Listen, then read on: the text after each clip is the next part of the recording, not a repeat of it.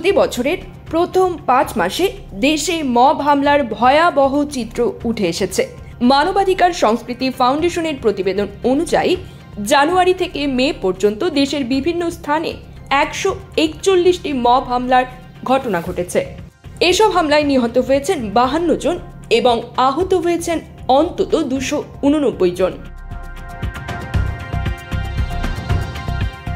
সম্প্রতি ঢাকার উত্তরা, ধানমন্ডি, মিরপুর সহ বিভিন্ন এলাকায় একের পর এক মব হামলার ঘটনা আলোচনায় এসেছে।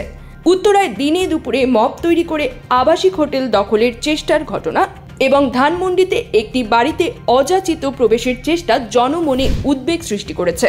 সবচেয়ে আলোচিত ঘটনা ঘটে 22 জুন। সেই দিন উত্তরায় সাবেক প্রধান নির্বাচন কমিশনার নুরুল হুদাকে জনতার সামনে জুতার মালা পরিয়ে লাঞ্ছিত করা হয়।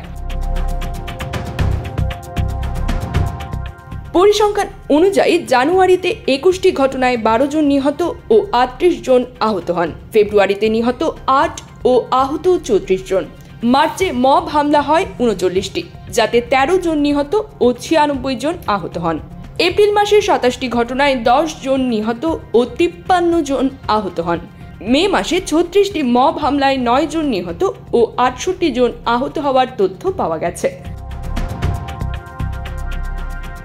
এমন পরিস্থিতিতে সরকারের পক্ষ থেকে বারবার কঠোর হুঁশিয়ারি দেওয়া হলেও মব সন্ত্রাস থামছে না।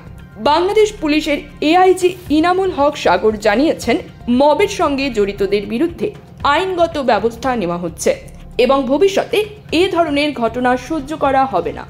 অপরাধ বিশ্লেষক ডক্টর তৌহিদুল হক বলেন, মবের বিরুদ্ধে কেবল বিবৃতি নয়, সরকারকে কঠোর ও দৃষ্টান্তমূলক পদক্ষেপ নিতে হবে। News desk, TGD world.